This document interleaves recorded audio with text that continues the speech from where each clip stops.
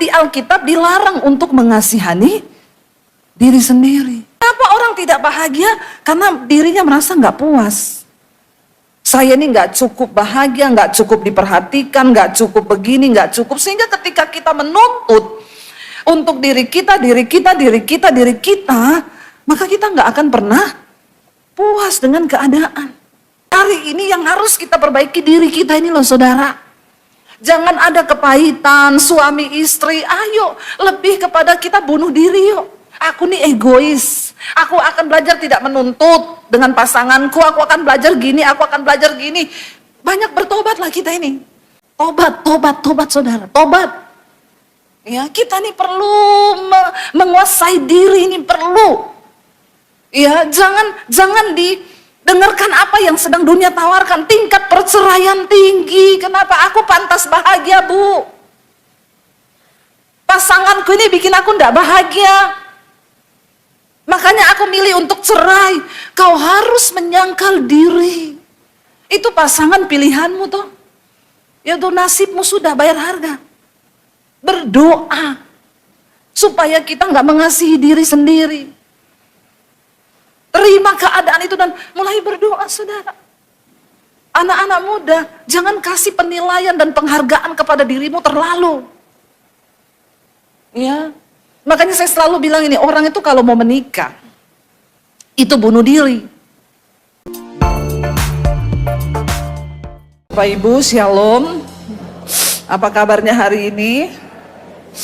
Luar biasa. Saya merasakan hari-hari ini hal yang begitu kuat saudara, bahwa kita sedang ada di hari-hari yang terakhir dan gak cukup banyak waktu buat kita terus bermain-main dengan kekristenan dan iman kita.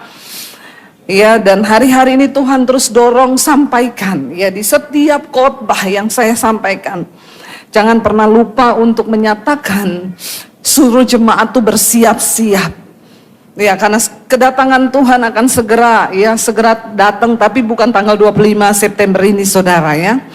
Seperti banyak yang beredar video-video bahwa ada juga anak Tuhan yang tanya sama saya, Bu, benar nggak tanggal 25 September ini Tuhan mau ada pengangkatan terjadi ya? Saya bilang saya sih belum dapat bocoran ya dari sorga ya. Tapi nggak usah terlalu alay lebay, karena Alkitab berkata tidak ada seorang pun yang tahu. Jadi kalau ada orang yang tahu fix itu sesat ya. Tuhan nggak pernah kasih tahu tanggal. Tapi Alkitab memberi tanda ya kedatangan Tuhan. Bangsa akan bangkit melawan bangsa, akan banyak bencana, akan banyak kejahatan, akan terjadi murtad di akhir zaman. Ya, kalau orang sudah mulai murtad, ya, dan murtad itu bukan hanya bicara mereka pindah agama, enggak saudara. Orang masih ke gereja tapi mereka udah nggak percaya Tuhan. Orang masih ke gereja tapi mereka udah nggak menghormati Tuhan. Mereka ke gereja tapi dosanya jalan terus.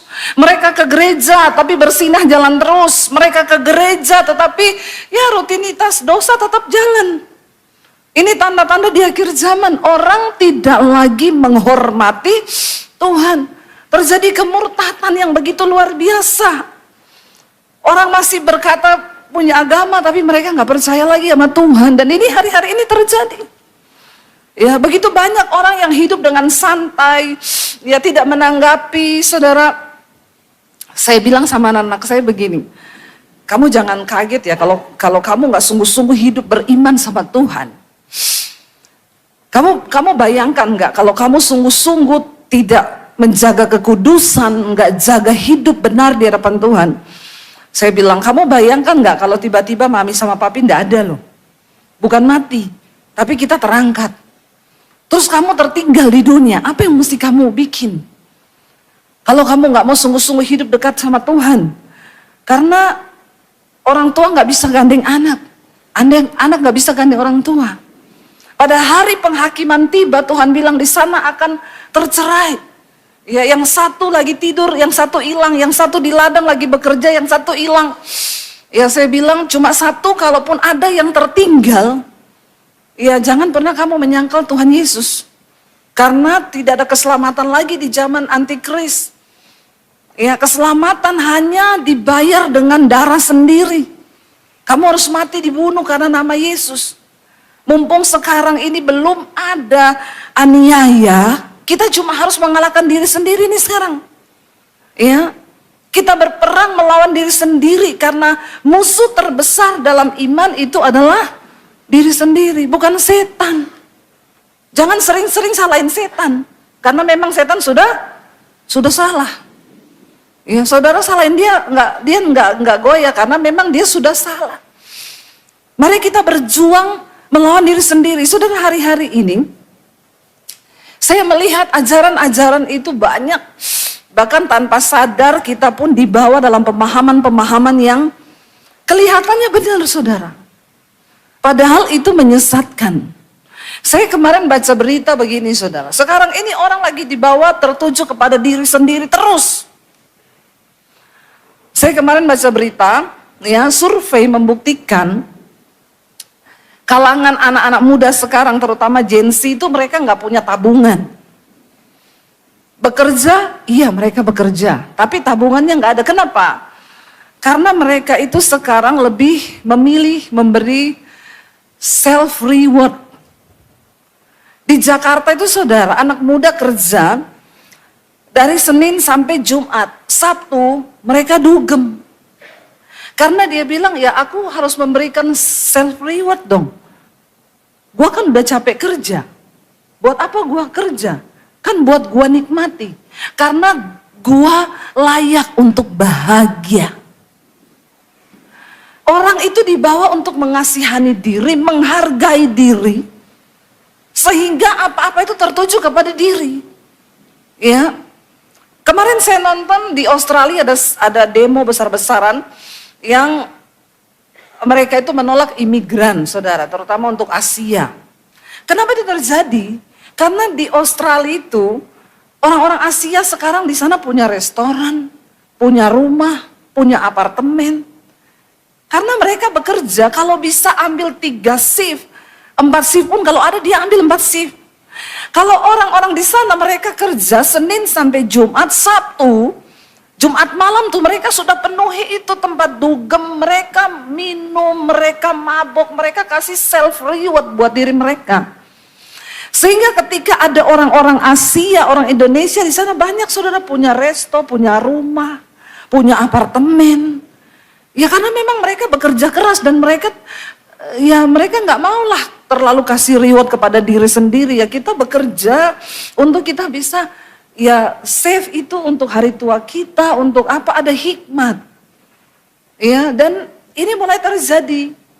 Sekarang juga lagi heboh pembahasan tentang silver divorce. Saudara pernah dengar istilah itu ya?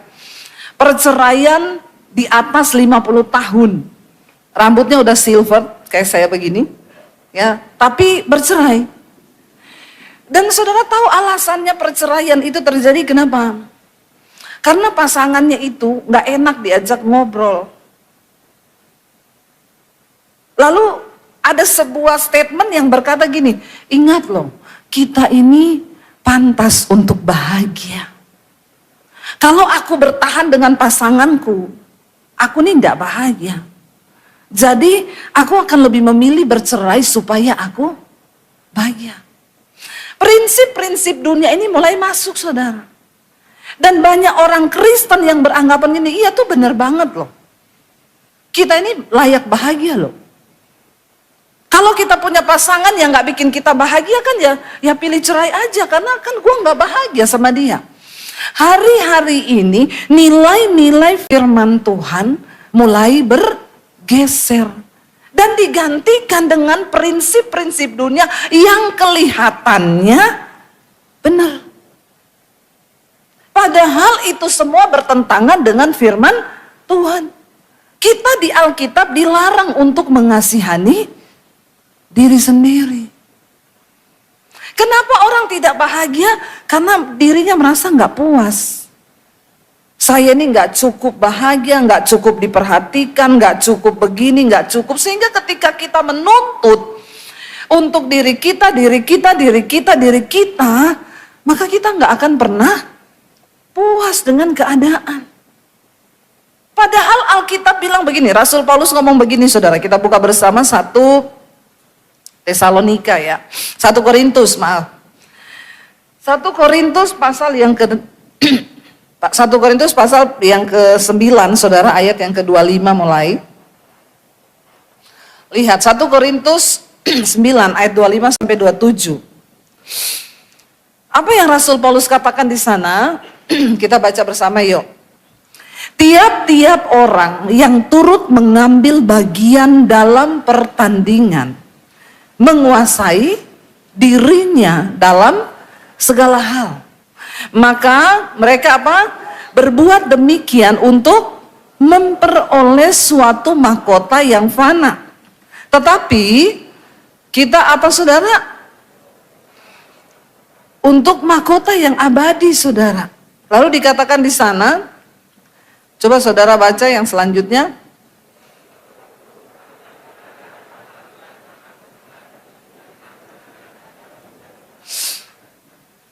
Ya, dan dia bilang aku ini bukan petinju yang sembarang memukul, bukan pelari yang berlari tanpa tujuan. Ayat 27 dia berkata apa? Tetapi dan menguasainya seluruhnya supaya apa? Iya, saudara, Rasul Paulus berkata saudara, dia bilang, aku ini ya melatih tubuhku dan menguasainya seluruhnya supaya jangan setelah aku memberitakan Injil, aku ini ditolak sama Tuhan. Dia menggambarkan bahwa kehidupan kekristenan iman kita itu seperti orang yang sedang berada di dalam gelanggang pertandingan. Dan dia bilang semua orang yang sedang berada dalam gelanggang pertandingan harus menguasai diri. Ya, menurut ukuran iman kita menguasai diri. Mereka itu berbuat demikian untuk memperoleh mahkota yang fana. Dia menggambarkan kalau dalam sebuah pertandingan gelanggang benar, orang mau ikut lomba lari saudara, dia harus mengikuti setiap aturan yang berlaku. Enggak boleh seenak-enaknya sendiri. Orang kalau mau ikut lomba lari, maka dia harus melatih diri. Kan enggak mungkin besok tiba-tiba saya daftar ikut lomba lari maraton. Gila enggak saya? Kira-kira kalau besok saya tiba-tiba ikut lomba, saya kalah atau menang? Ya udah pasti. Kenapa saudara begitu yakin saya kalah? Ya siapa tahu ada mujizat saya menang toh? Ya enggak mungkin. Tuhan juga nggak akan bikin mujizat besok kalau saya ikut lomba lari. Karena mengikuti perlombaan lari itu perlu yang namanya latihan, persiapan. Setiap hari saya harus mulai berlatih untuk berlari toh. Nggak mungkin besok saya langsung ikut lomba. Kalau saya tahu saya mau ikut lomba, ya saya harus lari dulu toh. Minimal berapa lama saya harus latihan saudara? Ada yang pernah ikut lomba lari di sini? Ada bu, lari dari kenyataan.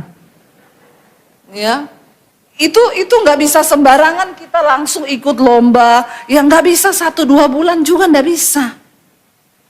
Kita harus berlatih, bahkan ada yang sampai tahunan. Dilatih dulu, di ini dulu, ya. Saya harus mengikuti aturan-aturannya dan memang ada. Ya kualifikasinya untuk ikut lomba lari itu. Kita dicek kesehatannya dan semua orang yang mengikuti, yang masuk dalam arena gelanggang pertandingan menguasai diri, mengikuti aturan. Ada orang ikut lomba lari datang pakai sepatu roda saudara. Ya saya mau ikut lomba lari. Loh tuh harus pakai sepatu roda. Ya terserah saya, boleh ikut? Ya kagak lah. Ini lari, bukan sepatu roda. Kalau kita ikut aturan perlombaan, pertandingan, kita harus ngikuti apa yang sudah ditetapkan. Ya kamu mau lari pakai sepatu, lari. Larinya juga tetap di dalam trek. Nggak boleh keluar lewat jalan pintas. Walaupun kau tahu ada jalan pintas yang lebih dekat, tapi nggak boleh. Ada trek larimu di situ. Nggak bisa seenak-enak kita sendiri. Nah, Rasul Paulus menggambarkan orang-orang yang cuma pengen dapat mahkota yang fana di dunia ini saja. Mereka melatih diri sedemikian, menguasai diri agar memperoleh mahkota yang fana. Terlebih saudara dan saya, kita ini sedang berlomba dalam pertandingan iman untuk memperoleh mahkota yang abadi. Kalau di dunia saja mengikuti pertandingan harus seperti itu, menguasai dirinya, apalagi kita. Rasul Paulus bilang begini saudara, karena itu aku melatih tubuhku, diriku ini, dan menguasainya seluruhnya, supaya jangan setelah aku memberitakan Injil, aku ditolak sama Tuhan. Saya itu kadang merenung gini, gila ya, sekelas Rasul Paulus loh. Sekeras Rasul Paulus itu masih ngomong takut ditolak. Siapa Rasul Paulus? Orang yang mengabdikan hidupnya habis-habisan untuk Tuhan. Dia bilang setiap hari aku berada dalam bahaya maut karena nama Yesus. Aku karam kapal, aku dipenjara, aku disesah, aku dianiaya, aku menderita sepanjang hari, aku berada dalam bahaya maut, hampir mati, itu cuma karena nama Yesus. Itu masih ngomong, aku melatih tubuhku dan menguasainya seluruhnya supaya jangan ditolak waktu Tuhan datang. Nah, kita ini orang Kristen, enak banget. Nggak pernah sangkal diri, nggak pernah pikul salib, nggak pernah menderita karena nama Yesus, tapi pede masuk surga. Coba, di mana ada orang segila ini? Nggak pernah menyangkal diri, nggak pernah pikul salib. Pelayanan juga nggak pernah menderita karena nama Yesus, boro-boro. Tapi pede masuk surga. Hello anak-anak muda, buka matamu lebar-lebar. Surga itu bukan tempat sembarangan. Surga itu tempat yang mulia.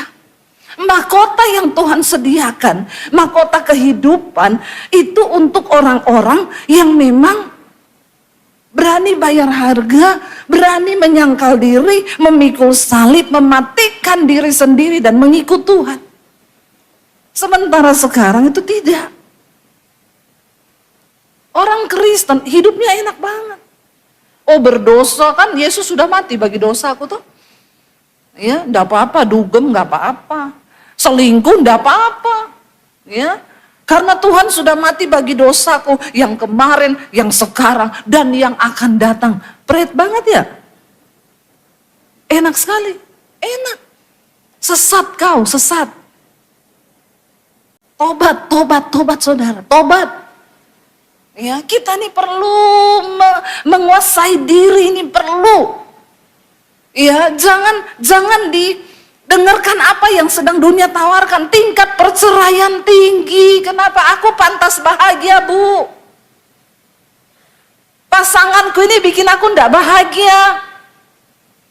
Makanya aku milih untuk cerai. Kau harus menyangkal diri.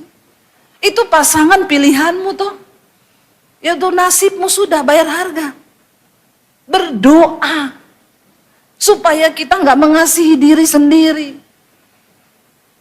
Terima keadaan itu dan mulai berdoa saudara. Anak-anak muda, jangan kasih penilaian dan penghargaan kepada dirimu terlalu. Ya, makanya saya selalu bilang ini, orang itu kalau mau menikah, itu bunuh diri. Amin anak-anak muda. Orang tua amin. Menikah itu bunuh diri. Kenapa? Kalau kau nggak mati bagi dirimu sendiri, ya sudah. Maka perceraian yang akan kau dapatkan. Kenapa Tuhan Yesus berkata orang menikah itu 1 tambah 1 sama dengan? Ada yang bilang 2 ini. Sesat kau. Tuhan Yesus bilang pernikahan itu 1+1 sama dengan 1. Kenapa bisa begitu? Ini nggak ada di hitungan matematika, nggak ada. Malah sekarang banyak orang Kristen nikah 1+1 sama dengan 4. Karena ditambah mertua, tambah ipar, ya belum lagi ipar adalah maut. Toh? Aneh-aneh saudara. Padahal Yesus bilang 1+1 1. Kenapa? Karena suami harus mati setengah dari dirinya, istri harus mati setengah dari dirinya, baru bisa jadi 1. Makanya menikah itu bunuh. Sudah siap bunuh diri? Halo? Nikah itu bunuh diri. Aku harus matikan diriku. Makanya ada firman, ada ayat, ada lagu yang bilang, ku telah apa?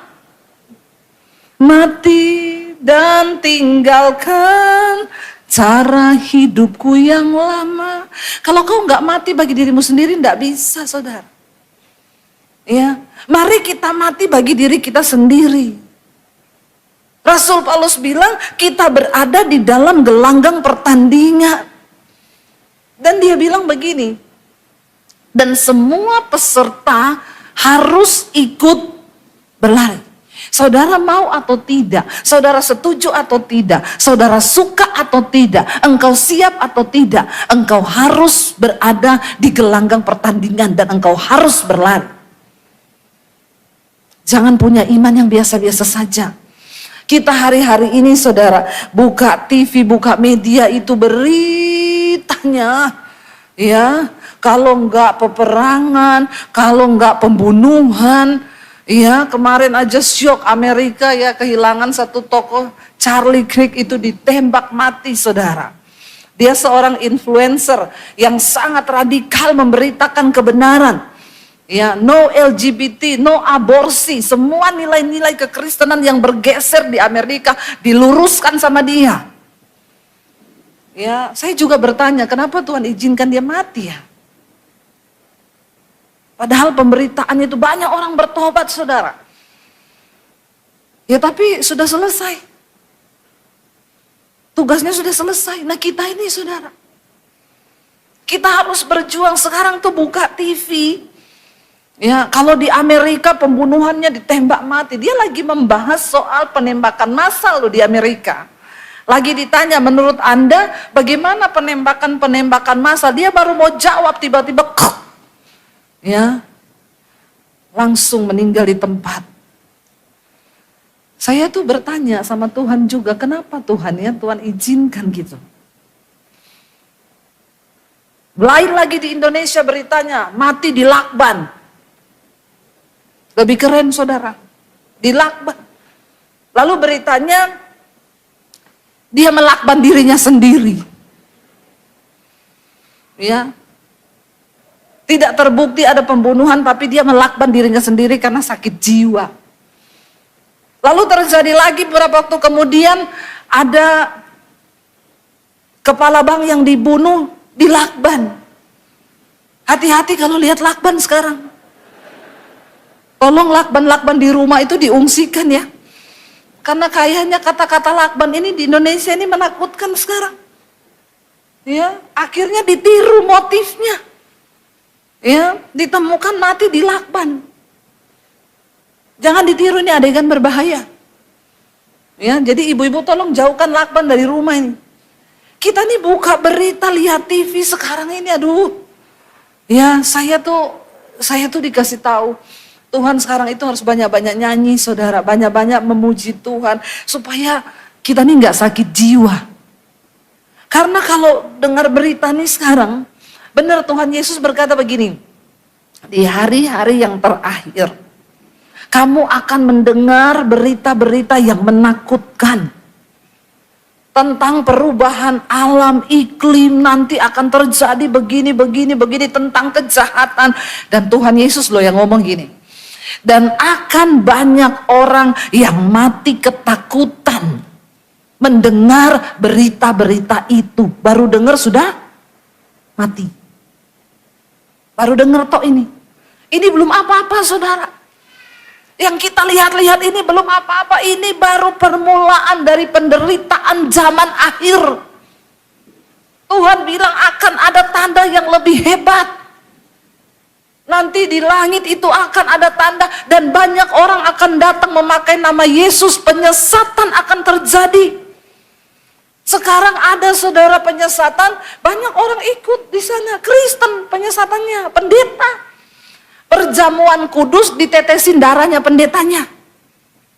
Ampuh ini, mirip Dracula pendetanya. Jemaatnya harus minum tetesan darahnya.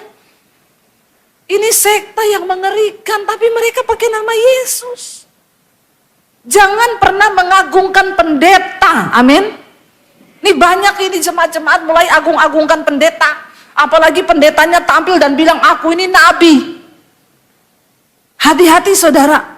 Kenapa sampai hari ini saya tidak mau tuh jemaat Bu Debi doakan doa sendiri, cari Tuhan sendiri. Karena tidak ada pendeta hebat. Yang ada itu Tuhan yang hebat, Yesus yang dahsyat dengan imanmu yang luar biasa. Tidak usah kau agungkan pendeta karena pendeta itu manusia. Satu saat kau akan temukan juga kelemahan saya. Kau akan temukan kelemahannya pendeta lain. Jangan dikultuskan pendeta. Ada saudara saya lewat, ibu-ibu, dia kejar saya, dia pegang baju saya, dia bilang, asal ku jamah jubahmu. Saya bilang, setan kau, tobat dalam nama Yesus, bertobat. Hati-hati saudara, sekarang ini banyak juga jemaat aneh-aneh. Mengkultuskan pendeta. Tapi ada juga pendeta yang begini, angkat tangan, jemaat suruh jamah jubahnya. Ada. Aduh, mengerikan. Saya ketemu sama satu orang, dia bilang gini, Bu, ibu sudah tahu belum di surga nanti ibu jabatannya apa? Ampuh juga, ini baru kali ini saya dengar. Saya bilang gini, loh emang ada Bu, saya enggak tahu loh. Bu Debi aja sekelas Bu Debi enggak tahu loh jabatannya di surga apa. Saya bilang, memang saya enggak tahu Bu, emang ada. Oh, kita di surga nanti dapat jabatan, Bu. Selayaknya di dunia kita jadi DPR. Jadi ini. Terus saya balik tanya bercanda gini. Lah ibu tahu nggak ibu di surga nanti jabatannya apa? Tahu, saya sekretaris. Yang membawahi 400 pegawai saya, Bu. Saya kaget juga. Saya bilang, ibu tahunya dari mana ya, Bu? Tuhan kasih tahu. Kasih tahunya kapan, Bu? Waktu saya doa. Saya sudah tahu, Bu, di surga nanti saya punya pegawai 400. Saya bilang, aduh Bu, kayaknya kau ini halu atau sedikit gila. Loh ini kebenaran loh Bu Debi. Ibu harus sampaikan sama jemaat. Supaya mereka itu tahu di surga nanti mereka jabatannya apa. Saudara mau jabatan apa di surga? Mau jadi anggota dewan? Saudara, saya bilang gini Bu, saya bacakan ayatnya ya. Saya buka tuh kitab Wahyu. Yesus itu firman Tuhan kasih bocoran Bu. Orang-orang yang akan memerintah bersama Kristus di sorga. Ada ayatnya di kitab Wahyu. Mereka adalah orang-orang yang dipenggal kepalanya karena nama Yesus. Berarti ibu nanti bakal dipenggal kepala ibu. Dia langsung, ya enggak Bu, jangan bicara sesuatu yang tidak ada dasar ayat firman Tuhan. Jangan bikin penyesatan. Tapi orang Kristen sekarang memang banyak suka yang aneh-aneh. Disuruh bawa garam, bawa ini, mau dia. Nanti yang berasap-asap gitu, yang kelihatannya ya yang apa ya, supra natural gitu, dia suka nih. Banyak orang Kristen aneh-aneh begini. Ya, muncul lagi pendoa-pendoa, saya lihat di belakang bapak ini ada yang mengikuti. Bayangan hitam besar. Padahal istrinya. Ya menakutkan. Ya tolong saudara, kembali kepada firman Tuhan yang murni. Memang Alkitab sudah bilang, Yesus bilang akan banyak penyesatan terjadi sebelum Tuhan datang. Kalau ada yang aneh-aneh suruh saudara perjamuan minum darahnya, jangan mau. Nanti kau jadi Dracula. Lalu mereka itu pergi saudara retret pakai baju putih-putih semua. Kain putih katanya gini, karena kamu itu kalau mau masuk surga harus kudus, tidak boleh pakai baju-baju lain, pakai baju kain putih toh. Karena itu yang berkenan sama Tuhan. Padahal Alkitab bilang dengan jelas, Tuhan Yesus bilang, Tuhan itu melihat hati. Yang diputihkan itu hatimu, bukan bajumu. Nanti kau jadi kayak orang Farisi, yang di luarnya putih, di dalamnya busuk. Hitam. Hari-hari ini yang harus kita perbaiki diri kita ini loh saudara. Jangan ada kepahitan suami istri. Ayo lebih kepada kita bunuh diri yuk. Aku nih egois. Aku akan belajar tidak menuntut dengan pasanganku. Aku akan belajar gini, aku akan belajar gini. Banyak bertobatlah kita ini. Ya. Apa yang perlu aku perbaiki sebagai suami? Apa yang aku perlu perbaiki sebagai seorang istri itu apa? Jangan tuntut terus, tuntut menuntut sehingga akhirnya makin ya sebagai anak apa yang harus aku perbuat nih supaya hidupku ini berkenan. Kita nggak banyak waktu loh saudara untuk bermain-main dengan panggilan iman kita. Ayo, saya cuma mau sampaikan bertobat. Jangan banyak tuntutan sama Tuhan. Kita belajar mematikan diri kita sendiri dulu. Kita belajar menjadikan Tuhan sebagai Tuhan di hidup kita. Iya.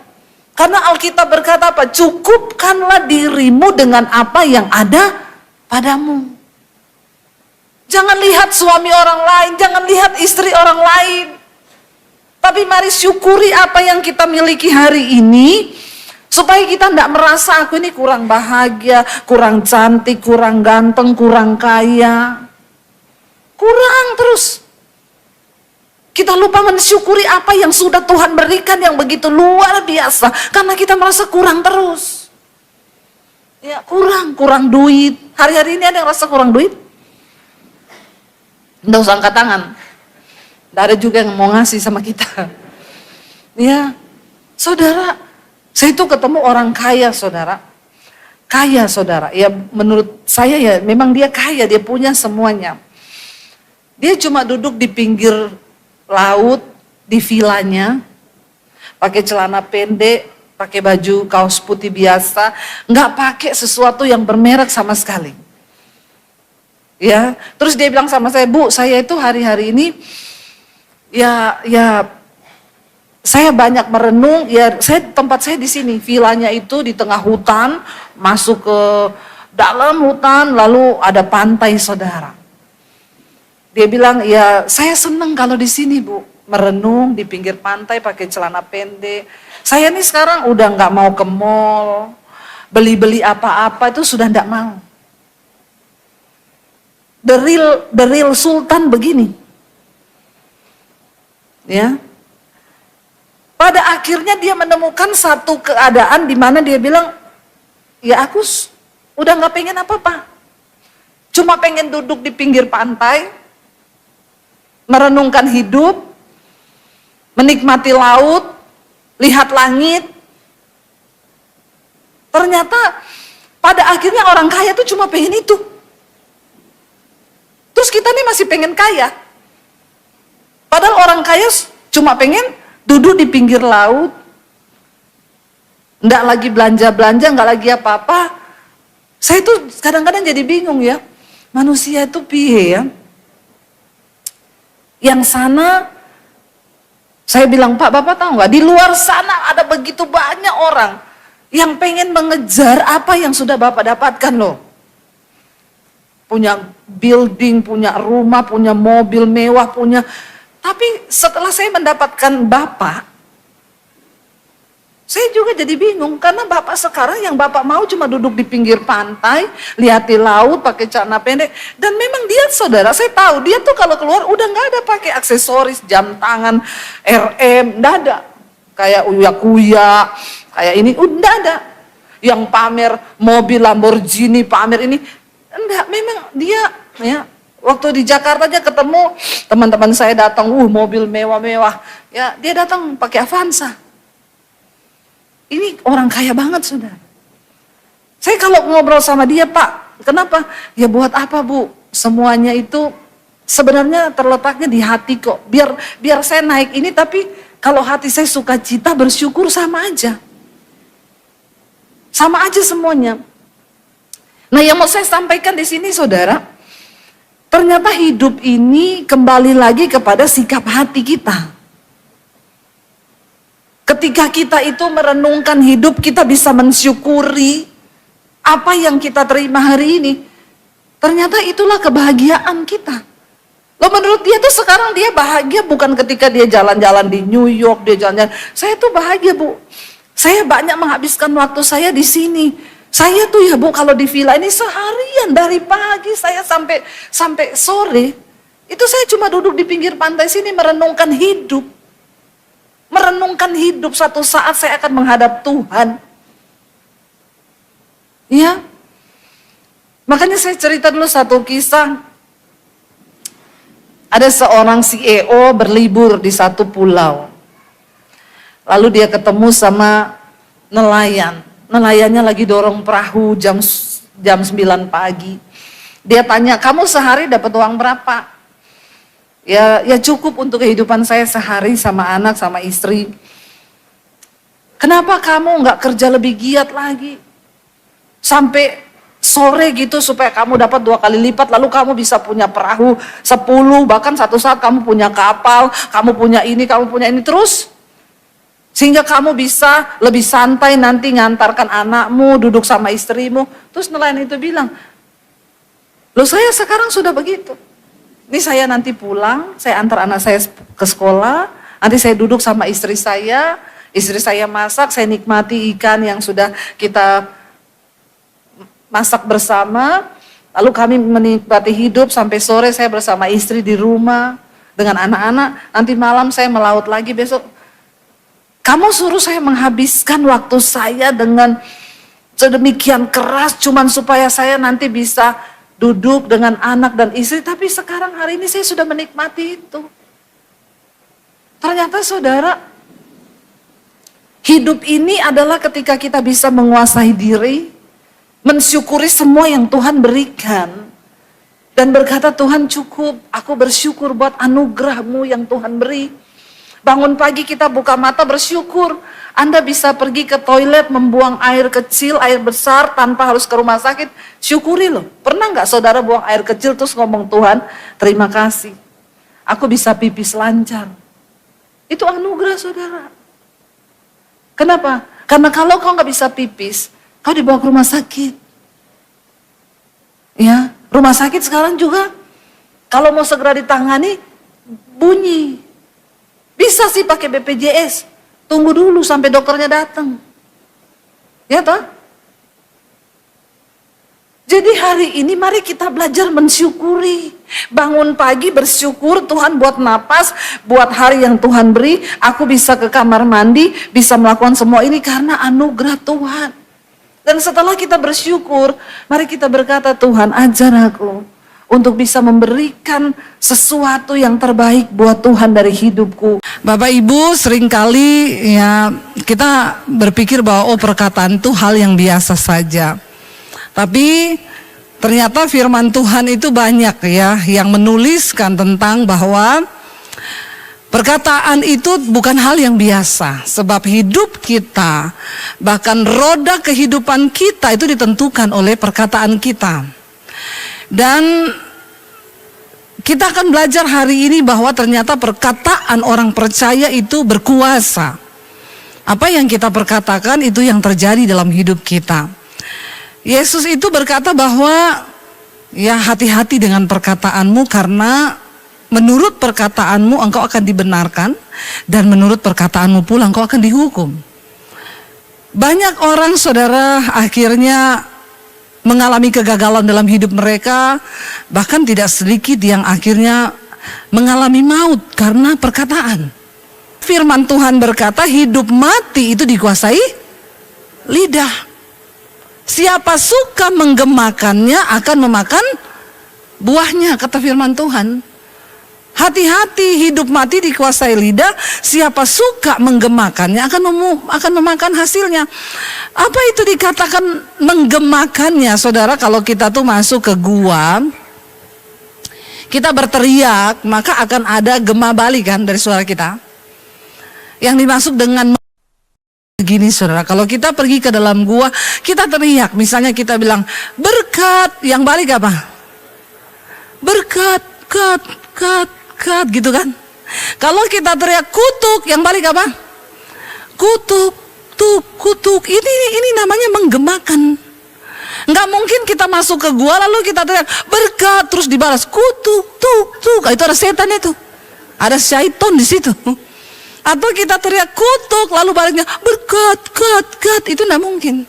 Ayat firman Tuhan berkata, hidup mati dikuasai lidah. Siapa suka menggemakannya akan memakan buahnya.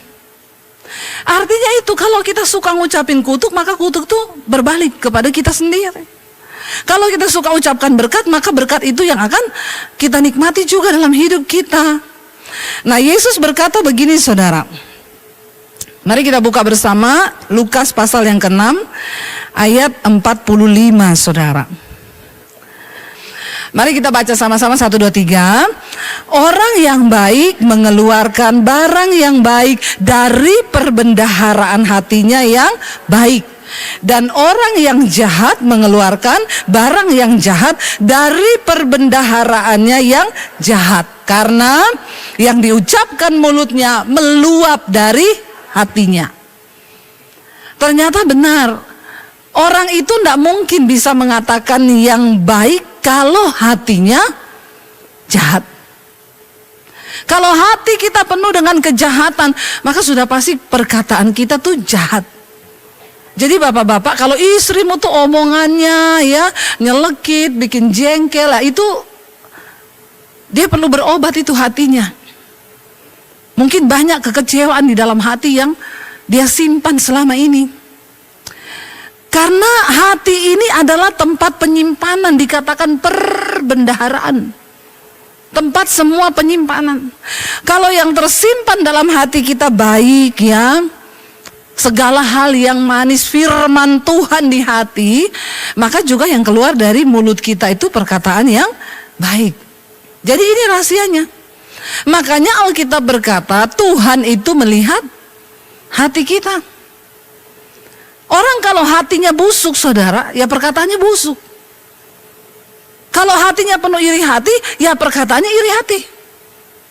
Nggak mungkin kalau hatinya busuk keluar baik, ya itu berarti pencitraan. Ya, bisa jadi jatuhnya munafik ya. Nah, firman Tuhan Yesus tuh berkata begini. Saya pengen kita baca dari versi yang lain, ayat ini sama tapi dari Matius ya.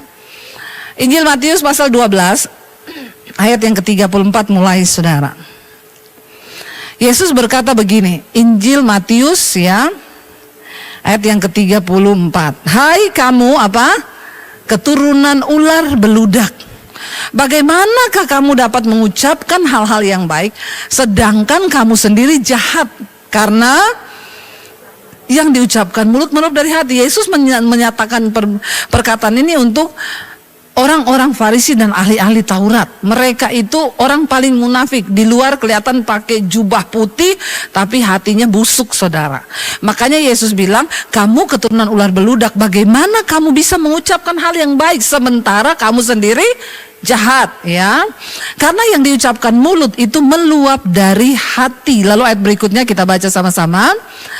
Orang yang baik mengeluarkan hal-hal yang baik dari perbendaharanya yang baik, dan orang yang jahat mengeluarkan hal-hal yang jahat dari perbendaharanya yang jahat. Ayat berikutnya 36. Tetapi aku berkata kepadamu, setiap kata sia-sia yang diucapkan orang harus dipertanggungjawabkannya pada hari penghakiman. Stop. Setiap kata sia-sia yang keluar dari mulut kita harus kita pertanggungjawabkan pada waktu hari penghakiman.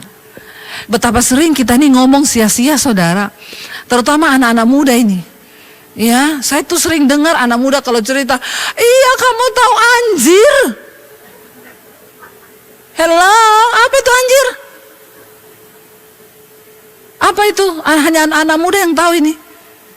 Ini kata sia-sia loh, sekarang bisa dapat hukuman loh kau kalau ngomong orang dogi begitu. Ya, itu anak-anak muda sekarang tuh ngomong anjir itu sama dengan dogi itu loh saudara. Ya, jadi mereka itu kan sia-sia sekali, cuma ketemu, hey halo apa kabar, anjir lu. Saya sering dengar tuh kata-kata ini. Firman Tuhan bilang setiap kata sia-sia yang kau ucapkan dari mulutmu harus dipertanggungjawabkan pada hari penghakiman. Jadi mulai sekarang stop ngomong yang sia-sia. Jangan lagi ngomong yang sia-sia, nggak penting itu. Ya, kita suami istri pun di rumah kita bisa berbeda pendapat. Bahkan sering kali kita cekcok mulut. Siapa di sini suami istri yang kadang beda pendapat? Angkat tangan. Nggak ada, Tuhan angkatlah mereka hidup-hidup. Karena mereka ini sudah sempurna ya. Yang tidak pernah bercekcok angkat tangan juga. Nggak ada juga. Yang bingung angkat kaki saja. Ya saya sama suami seringkali beda pendapat. Namanya kita manusia kan. Setiap hari kita kan berhubungan dengan kata-kata. Ada beda kata, beda pendapat, selisih paham. Boleh, nggak apa-apa. Berdebat juga nggak apa-apa. Yang penting tetap pakai kata-kata yang tidak menyakiti, bukan mengutuk. Ya, bisa kita saling beda pendapat, tapi jangan sampai ketika beda pendapat terus mulai mengungkit hal-hal yang nggak penting, kata-katamu ngalor ngidul mulai. Kamu pikir saya itu nggak nyesal ya nikah sama kamu? Aku tuh nyesal tahu. Ya kamu pikir juga aku nggak? Mending aku dulu sama mantanku tuh sekarang sudah hidupnya begini. Lah terus maumu tuh apa sekarang? Cuma gara-gara kata-kata terserah banyak yang berkembang sampai perceraian. Hati-hati saudara, apa yang engkau tabur itu yang akan engkau tuai. Karena perkataan itu seperti benih ya yang engkau tabur. Hati-hati juga anak-anak muda yang selalu berkata, iya ya kayak gini, aduh gimana ya hidup ini sulit ke depan, wah saya ini pasti begini. Hati-hati loh. Ya karena perkataan itu sama dengan sesuatu yang kita imani dan kita yakini. Ayat yang berikutnya berkata begini saudara. Coba kita lanjut ayat 37 berkata, baca sama-sama 1, 2, 3. Karena menurut ucapanmu engkau akan dibenarkan, dan menurut ucapanmu pula engkau akan ngerikan ayat ini. Kita pikir cuma ucapan dah. Tapi ternyata ucapan kita bisa menentukan kita ini masuk surga atau neraka. Kita ini dibenarkan atau dihukum itu ditentukan dari ucapan mulut kita. Makanya hati-hati kalau berkata saudara.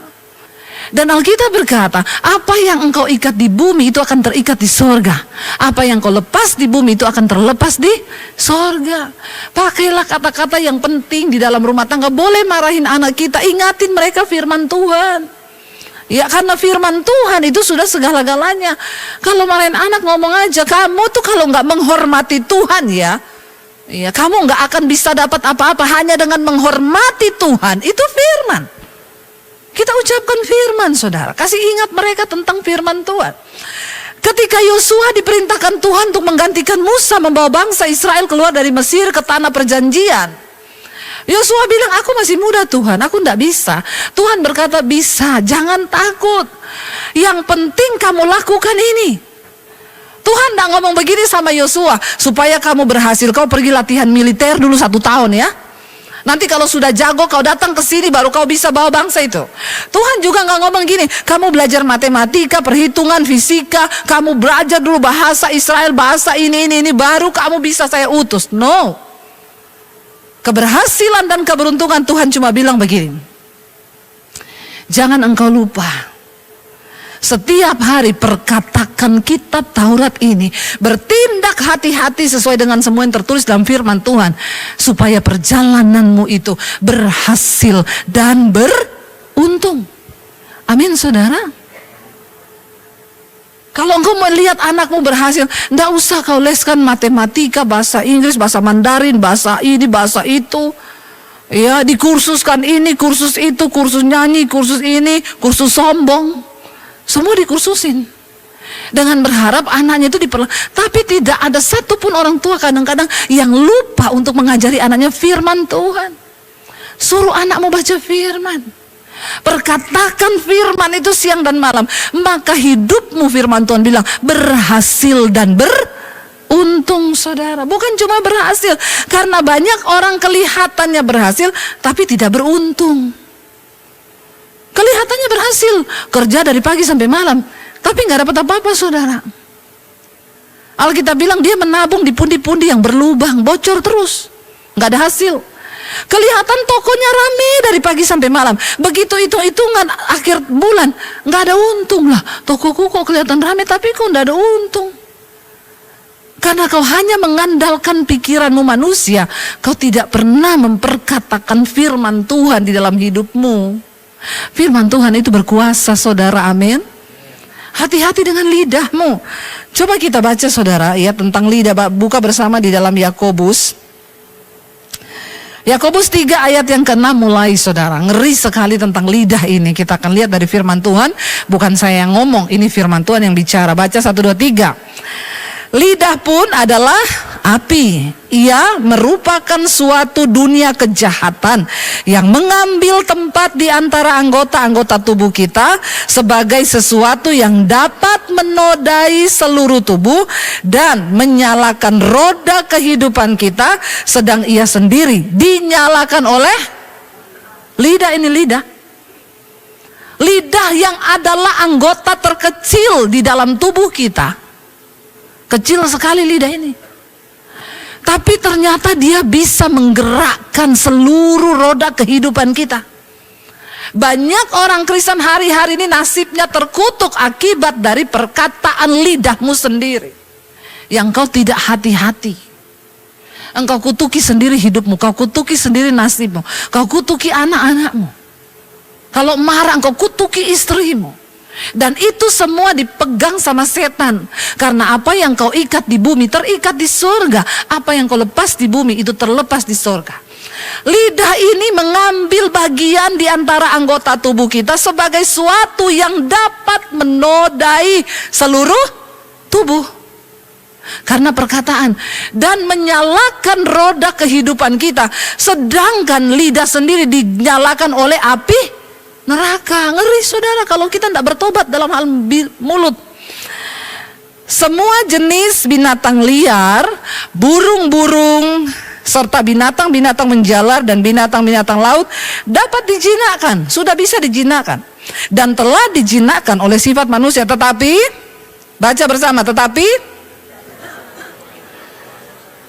ia adalah sesuatu yang buas, yang tak terkuasai dan penuh racun yang mematikan. Seringkali tanpa kita sadari, perkataan kita mematikan iman orang lain. Anak-anak bicara tanpa kontrol pada orang tua, orang tuanya sakit hati. Orang tua bicara sama anak, anak jadi sakit hati.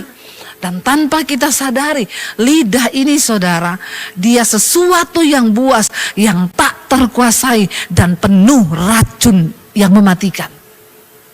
Lebih dari ular kobra. Ini Alkitab yang ngomong loh. Menjadi bisa yang beracun masuk ke hati orang lain, menggerakkan tubuh orang itu sehingga dia bisa bunuh orang, saudara, gara-gara perkataan. Mengerikan sekali kalau kita tahu tentang lidah ini. Dengan lidah kita memuji Tuhan, Bapa kita. Dan dengan lidah kita juga mengutuk manusia yang diciptakan menurut rupa Allah. Dan dikatakan di sana ayat yang berikutnya, dari mulut yang satu keluar berkat dan dari mulut itu juga keluar kutuk. Hal ini, saudara-saudaraku, tidak boleh demikian terjadi. Kalau di gereja kita memuji Tuhan, di rumah semua kebun binatang keluar. Ya, kalau berantem itu, saudara, wah, sudah sampai maki-makian, banting barang. Ya, orang Sulawesi itu kalau maki, pintar. Saya ini dari Sulawesi, saudara, jadi saya ngomong aja Sulawesi ya. Saya nggak tahu kalau Sumatera apa itu, saudara sendirilah yang ngomong sendiri itu sukumu. Tapi dari suku saya kadang kalau maki orang, wah itu kalau nggak maki itu rasanya nggak puas. Ada loh orang-orang seperti ini. Dan dia lupa barang siapa suka menggemakannya. Firman Tuhan berkata begini saudara. Yesus berkata sama murid-muridnya, kalau kamu nanti aku utus pergi untuk menginjil, kamu masuk ke satu rumah, berikan salam berkat kepada rumah atau orang yang kau temui. Kalau orang itu layak menerima salammu, maka orang itu akan diberkati mendengar perkataanmu itu. Tapi kalau orang itu tidak layak untuk menerima salam berkatmu, karena mungkin dia berdosa, dia nggak layak menerima salam berkat, maka salam itu akan kembali kepadamu dan engkau yang akan diberkati. Tetapi tetap ucapkan berkat, jangan kutuk. Karena kalau orang itu kau kutuk, ternyata hatinya benar, dia nggak terima kutukmu. Kutuk itu berbalik ke pada kita. Sebaliknya kalau engkau perkatakan berkat, orang itu tidak layak diberkati, maka perkataan berkatmu itu kembali kepadamu. Jadi perkataanmu itu seperti benih yang kau tabur. Hati-hati dengan lidahmu saudara. Juga anak-anak muda sekarang itu, saya kalau dengar anak-anak muda itu sering berkata saudara, ya Alkitab bilang kalau ya katakan ya, tidak kalau tidak. Anak muda sekarang tuh, gila kemarin gua nonton konser tahu, sumpah bagus banget, sumpah. Cuma mau bilang konser bagus, sumpah. Kemarin gua makan bakmi, tahu itu bakmi enak banget, sumpah enak banget. Nih kata-kata sumpah nih, saya mau kasih tahu nih. Ini juga kata-kata sia-sia yang akan kau tuai anak-anak muda. Matius 5 ayat 33 yuk. Kita dengar nih kata-kata sumpah-sumpah ini ya, supaya kau bertobat nih. Kalau nggak dikasih ayatnya nggak percaya nih dibilangin ya. Kamu telah mendengar pula yang difirmankan kepada nenek moyang kita, jangan bersumpah palsu, melainkan peganglah sumpahmu itu di depan Tuhan. Nenek moyang nih berkata begini. Tapi Yesus bilang begini saudara, tetapi aku huruf besar Tuhan Yesus, tetapi aku berkata kepadamu, janganlah sekali-kali bersumpah, baik demi langit, karena langit adalah tahta Allah, dan juga demi bumi, karena bumi adalah tumpuan kaki Tuhan, ataupun demi Yerusalem, karena Yerusalem adalah kota raja besar. Dan juga jangan bersumpah dengan demi kepalamu sendiri. Kau tidak punya hak atas kepalamu, kata Tuhan, karena engkau tidak berkuasa memutihkan atau menghitamkan selai rambutmu kecuali kau cat. Ya, tapi kalau kau hitamkan sendiri tidak bisa. Tuhan yang berkuasa atas kepalamu. Yesus berkata begini ayat berikutnya 37, 1, 2, 3. Jika ya, katakanlah hendak kamu ya, jika tidak, tidak. Ya, karena apa yang lebih daripada itu berasal dari Syaiton, dari setan. Jangan bersumpah. Apalagi anak-anak muda, tadi ya ampun kita sumpah bagus banget loh, sumpah. Ngapain kau harus bersumpah untuk hal-hal? Kadang-kadang ini dianggap, dan ini tipuan iblis loh saudara.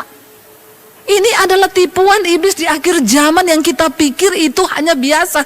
Mungkin saat dengar khotbah ini ada anak muda yang berkata, hello Bu Pendeta, biasa aja kelas.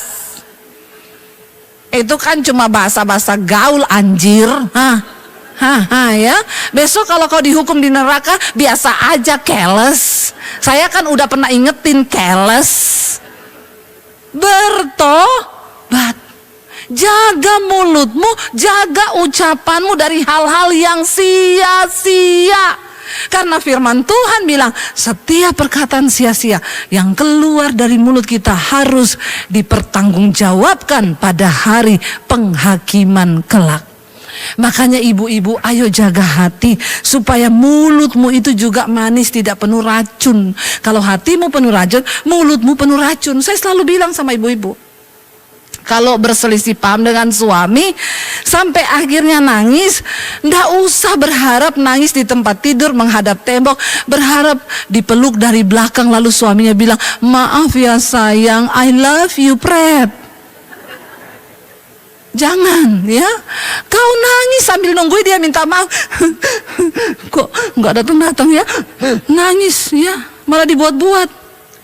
Lagi nangis yang kita dengar, suami udah ngorok. Nggak usah berharap lebih, nanti kau kecewa sakit hati. Karena suami dan istri itu nggak bakal ketemu. Istri pakai perasaan, suami pakai logika. Istri pakai perasaan, kalau dia peluk maka sakit hatiku hilang. Suaminya gini, nih kok nggak balik-balik ya? Ya udah, aku udah ngantuk, besok aja dia diselesaikannya. Dia pakai logika, maka nggak pernah ketemu. Maka sakit hatimu nimbun terus, kau jadi sakit jiwa. Karena kau bangun pagi marah-marah, tadi malam gak selesai, bangun pagi anakmu yang kena sasaran. Ayo kita berdoa saudara, supaya tepat pada waktunya perkataan yang kita keluarkan. Kalau memang waktunya harus marah, marah gak apa-apa, tapi gak usah mengutuk. Amin. Ya, supaya hidup kita ini diberkati Tuhan. Supaya rumah tangga kita anak-anak kita diberkati Tuhan. Anak-anak muda juga. Stop ya ngomong-ngomong, hei anjir. Ya. Sumpah tahu, enggak usah sumpah-sumpahan, biasa aja keles. Enggak ada juga yang peduli dengan sumpahmu. Ya, lebih baik perkatakan firman Tuhan, perkatakan hal yang benar dan membangun. Amin. Saya undang para imam musik maju ke depan. Mari saudara kita hari-hari ini bersungguh-sungguh menjaga perkataan kita, supaya perkataan kita menjadi perkataan yang berkenan di hadapan Tuhan. Biarlah mulut kita penuh dengan pujian dan penyembahan kepada Tuhan. Amin. Kita bangkit berdiri bersama hari ini. Terima kasih Tuhan. Biarlah mulut kami penuh pujian dan pengagungan kepadamu.